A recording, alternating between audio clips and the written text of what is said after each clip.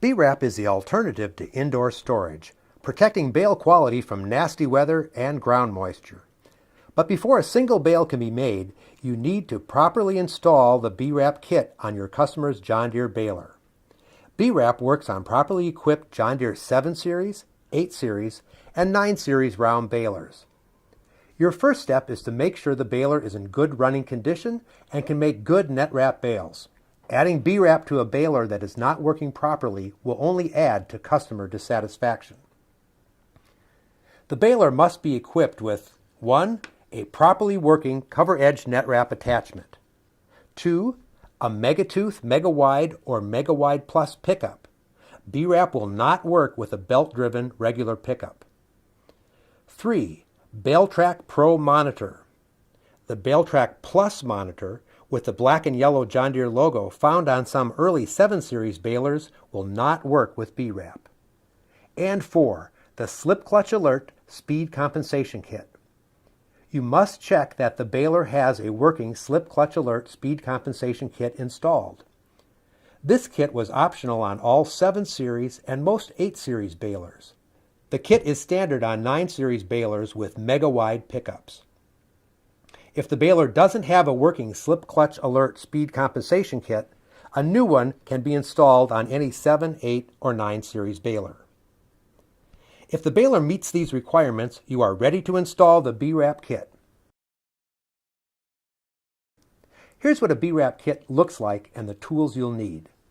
Start by mounting the B-wrap sensor to the bracket. Install 3 shim washers between the sensor and the mounting bracket. Then mount the sensor bracket to the left-hand side of the baler's rear gate using the bolt and nut in the kit. Verify that the sensor is 1/4 to 1/2 inch away from the baler belt. If the sensor is more than 1/2 inch away, add additional washers to improve spacing. Never let the sensor touch the moving belt. Improperly installing the sensor will result in error codes on the monitor and B-wrap cutting off in the wrong position. This could damage the next portion of B-wrap. Take the B-wrap wiring harness and route it up the left side of the baler following the baler's original wiring harness. Pass it through the cross tube and down along the original wiring harness on the right side of the baler.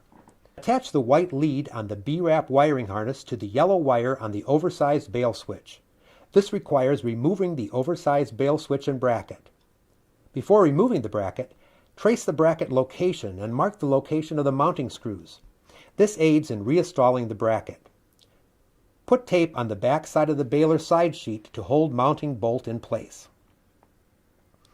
Remove oversized bale switch and install the white wire onto the same screw as the existing yellow wire. Reinstall the oversized bale switch and bracket, aligning carefully with marks. The oversized bale switch must be reinstalled in the original location to make sure baler is not damaged by an oversized bale. Continue routing the B-wrap wiring harness using supplied zip ties. Route the end of the B-wrap wiring harness into the frame cross tube. Inside the tube, on all balers, will be a plug-in connector for the variable core option. This plug-in connector will accept the end of the B-wrap harness. If the baler has the variable core option installed, unplug the variable core connector and plug in the B-wrap connector in its place. Note, you cannot use the variable core option when using B-wrap.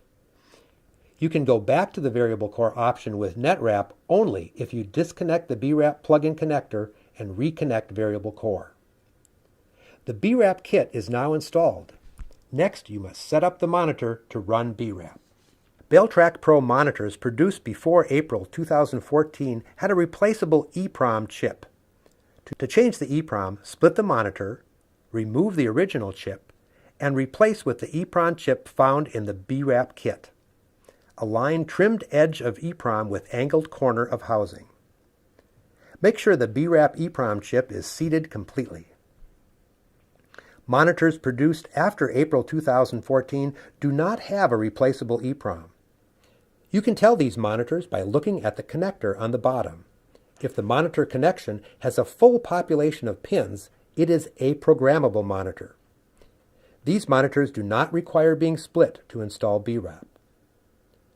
Monitors made between April and July 2014 are programmable, meaning the BRAP program is downloaded from SDS. This requires a new wiring harness, part number SA1011, to connect a computer and monitor to EDL. For more information, see DTAC Solution 97966. Monitors produced after late summer 2014 will have a BRAP program already installed. There is no need to download a program or switch EEPROM on these monitors. You can confirm if you have one of these monitors by going to channel 203 and pushing the plus key once to see if B1 is displayed. When connecting the monitor to the Baler and the power supply, pay special attention that the marks on the connector and the monitor align. Simply align the marks and twist the locking collar. Forcing the connectors together when not aligned will damage the pins, resulting in monitor malfunctions. Next, we'll take you through verifying that the monitor and the Baler are properly set up to run BRAP. But first, there is an important step of counting the teeth on the pickup's drive tone wheel. This is part of the Slip Clutch Alert Speed Compensation Kit. Count the number of teeth. The count could either be 24, 21, or 10. Write this number down. You will need to verify this number during the monitor setup to assure each portion of BRAP is cut at the proper length. The tone wheel count and monitor setup are crucial with BRAP. That's because unlike netwrap, which is one uniform material throughout the roll, BRAP has portions that must be cut off at exactly the correct length. Here's what one portion looks like. First, there is netwrap, enough for one complete wrap of the bale. Then comes the SCM, which is attached to the net. There's enough of this material for one complete wrap of the bale, up to 68 inches in diameter. More net follows, enough for 2 complete wraps of net holding the SCM in place.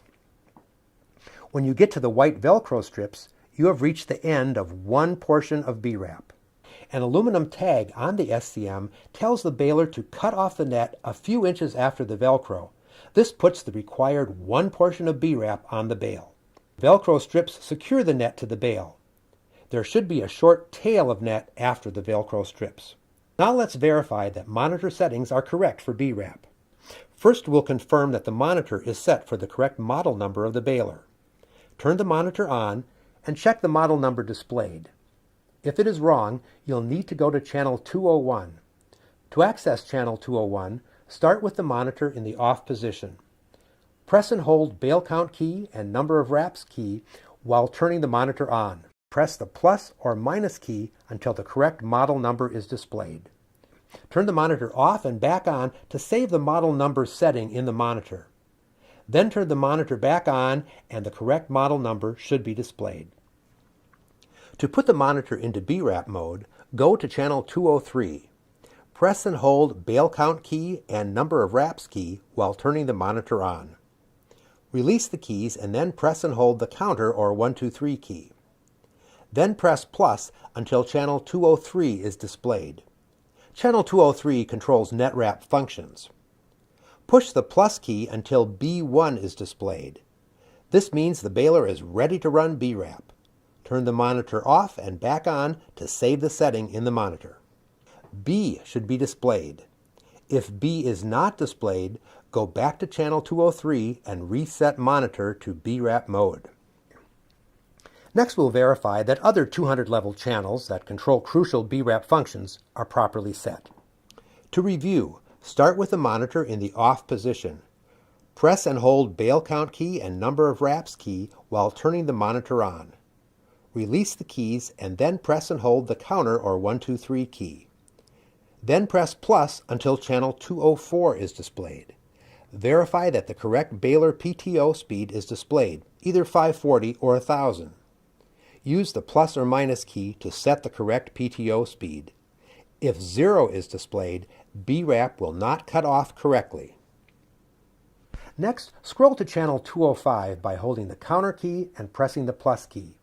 Set or verify that the value in this channel is 310. Use plus key to change the value. Next, scroll to channel 206 by again holding the counter key and pressing the plus key. Set or verify the value in this channel is 24. Next, scroll to channel 207, again by holding the counter key and pressing the plus key. Set or verify the value in this channel equals the number of teeth you counted earlier on the pickup tone wheel. Use the plus or minus key to change the value if needed. Remember, your baler may have 24, 21, or 10 teeth. You must turn the monitor off and back on to save these settings. You only have to set or verify these 200 level channels one time for setup. Once BWrap is operating, the only 200 level channel you'll need to access is 203 to switch between net and BWrap. Next, we'll set and verify additional BWrap functions on the 100 level channels. To access 100 level channels, press and hold counter key and turn the monitor on. Release keys. Then press and hold counter key and press plus or minus to get to the desired channel. Channel 034 controls where the BWrap portion is cut off. The cut should be a few inches past the Velcro fasteners. This length of net is called the tail. If you counted 10 teeth on the pickup tone wheel, channel 034 should be set to 220. For 21 teeth, set at 440. And for 24 teeth, set at 500. Next, go to channel 035. The channel 035 settings help control where the BWrap seam ends up in the field.